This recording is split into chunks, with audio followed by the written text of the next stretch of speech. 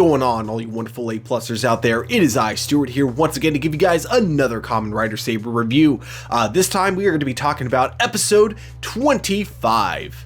So, first thing we got to go over in this episode, dark opening. I mean, holy crap, did this opening really catch me off guard. Now, don't get me wrong, we knew from the beginning that this had to have been a dream sequence. We knew that there was no possible way that, what we saw was actually what was going on in the series. However, that said, it's still really dark. So it starts out with Toma in his primitive dragon form. Haha, I actually corrected myself there. I actually said primitive instead of corrupted dragon. I don't know why I had been saying that the last couple of episodes. For some reason, corrupted just sounded more right to me than primitive, but no, the name of the power-up is primitive dragon. I have finally corrected myself. I hope you guys are all happy now.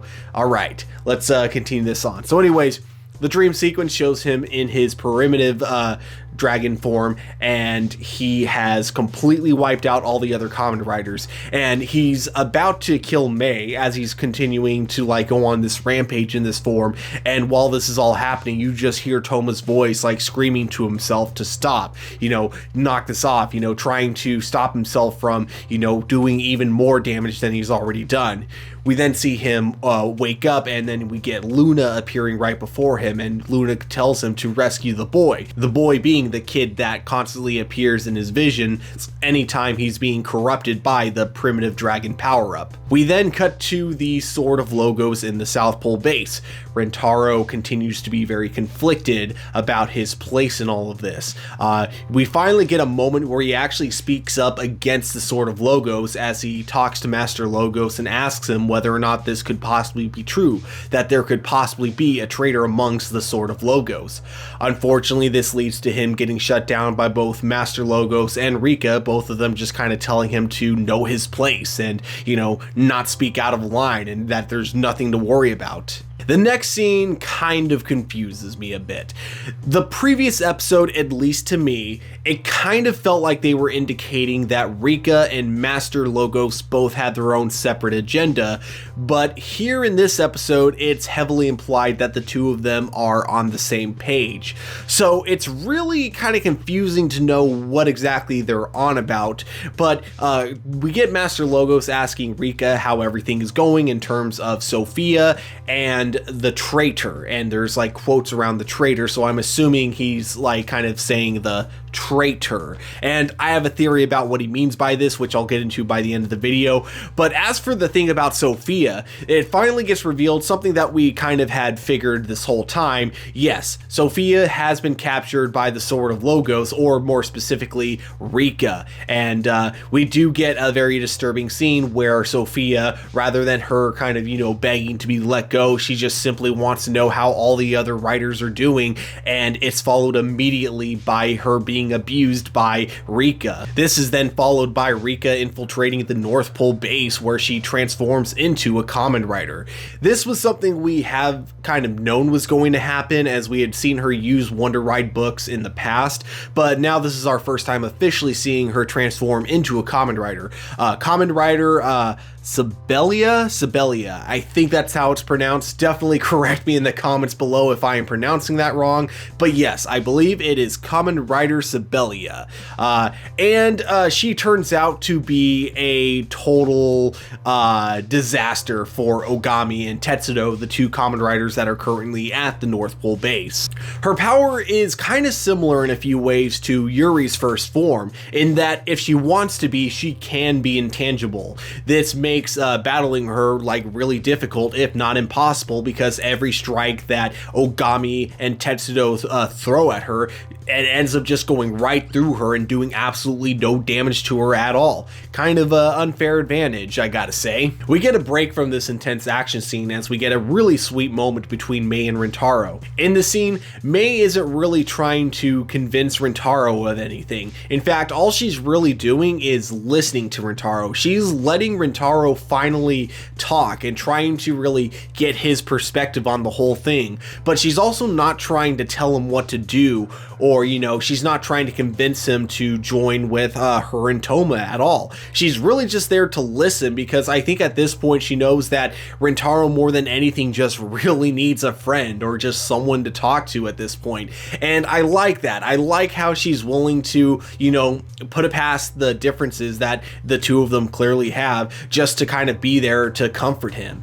This is followed immediately by Toma listening in on the conversation. He then kind of has a little bit of a discourse with Rintaro again, and the two of them do talk about how much they really appreciate each other in a lot of ways, but they talk about it in such an aggressive way that if you were to watch the scene without subtitles, you would assume that the two of them were continuously talking about how much they hate each other. I actually did really like the comedy in this scene, and, you know, the first time, because the dialogue was happening so fast, I actually kind of missed it. I did actually have to rewind the scene so I could make sure I understood that correctly. But yeah, you do get kind of a really good scene between Toma and Rintaro. What I really like about what happens here, we finally get Rintaro and Toma essentially agreeing to disagree for the time being, and Toma and Rintaro do finally express that they do have a lot of respect for one another, something we kind of knew was implied even when the two of them weren't fighting for the same side, but it is really cool to have them finally, you know, kind of say it out loud here.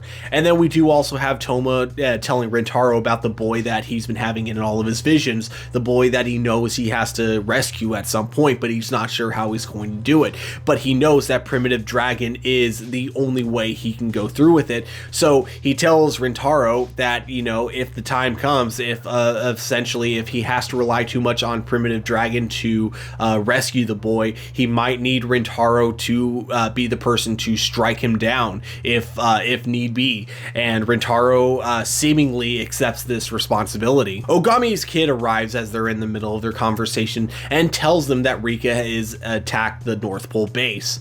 Rintaro and Toma head to the North Pole base to save them. They arrive barely just in time for Toma to save Ogami. Unfortunately, his only way to save them is to transform into the Kamen Rider, and doing so causes the Primitive Dragon to once again corrupt Toma's mind. While the fights in this episode were really well choreographed between Rika and Ogami and Tetsudo, we get some really choppy editing where Yuri arrives just in time to kind of help fight against Toma as he's been corrupted by Primitive Dragon, but then it gets a really weird edit as it seems like he's in the middle of clashing his sword with Yuri, but then the next shot shows him going after Rintaro, and Yuri is like nowhere in the scene to be like seen, essentially. And as he's about to strike down Rintaro, we then see a portal open up, and of course we get Caliber once again. But this time, after Caliber is able to deflect Toma's attack, Caliber reveals his true form, and it turns out to be Kento.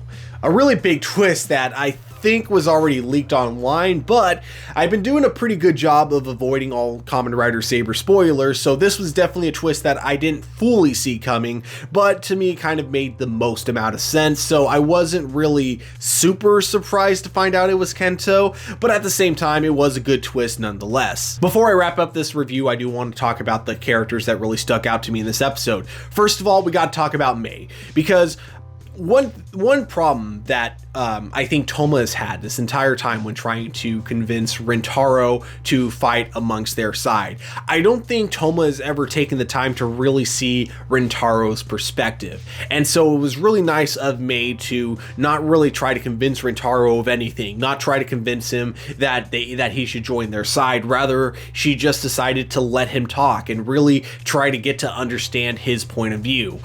Something I really feel like Toma has never been able to get straight through his head this whole time. There was one part where it felt like Toma and Rintaro way earlier, a few episodes ago, were almost on the same page, but Toma kind of screwed it up by saying, well, the problem is the Sword of Logos has a traitor amongst them, and we got to find out who it is. The fact that he kind of just laid it all out there for Rintaro like that, of course, you know, it's just how kind of we as people are. You know, when you've been attached to something your whole life, you're going to defend it no matter how clear the evidence is that what you're defending is clearly in the wrong. So I think Toma just didn't know how to get through to Rintaro because he was trying way too hard. Whereas Mei, I think what worked about her getting through to Rintaro in this episode is that she wasn't trying so hard. She was literally just trying to listen and rather than talk, if that makes sense. Also, Master Logos and Rika's conversation and them mentioning the traitor but putting like the quotes when they say the word traitor, I'm actually kind of wondering if the whole thing about the traitor within the Sword of Logos was something that the actual traitors in the Sword of Logos had kind of come up with themselves. Now, this could be referring to maybe Sophia herself. Maybe it was like a subbing error, like they were referring to Sophia herself as the traitor. But either way, it would be kind of interesting if it turned out that they actually kind of put Caliber up to revealing the fact that there was a traitor, knowing that it was going to divide the Kamen Riders and make it easier for them to take them all down. Lastly, I gotta talk about Toma and Rintaro. Once again, I absolutely love their chemistry in this episode. It's so great that the two of them could actually have a conversation where they can admit to each other that they know that they're fighting for the same reason, whether or not they are fighting on the same side. They both are fighting for good, and that's what they both really respect about each other. You know, it is kind of left open in the air of what side Rintaro is really going to be joining at the end of this episode. I mean, now he's seen firsthand Rika like nearly killing Ogami and Tetsudo while they're both demorphed, and essentially, even though they're not really the threat according to her, it's always been Toma who's the threat, and she's going out of her way to kill them while they're already down. So I'm wondering if this will finally be the moment where Rintaro does decide to join Toma. However, I've also been saying this ever since the Riders and Toma first ended up splitting up in the first place, so I wouldn't be surprised if nothing really changes between Toma and Rintaro's relationship at the end. I am also very curious to find out where Kento fits into all this, because last we saw he had died, but now he's back as Kamen Rider Caliber, the one who killed him to begin with. So I am really curious to find out where all that leads into. But guys, overall this was a very good episode to my opinion. I really enjoyed it all the way through. I thought some of the character moments were really well written. The action scenes were kind of mixed. While I did like the beginning part of the action scenes, I did think the way they kind of ended it was a little bit rough with the editing. It might have been because they filmed a lot more action than they could actually fit into the episode, so the way they had to edit it at the end just didn't really work to my opinion. But besides all that, it was a really fun, entertaining episode. But guys, at the end of the day, these are just my A+ opinions. We here at A+ Opinions always want to know what you guys think, so definitely let me know in the comments below if you guys enjoyed it or if you guys didn't. Also, don't forget to hit that like and subscribe button, and remember that we actually do have a Patreon now, so if you do want to help support our channel in any other way, definitely hit that link in the description below. But guys, above all, just remember to keep it A+.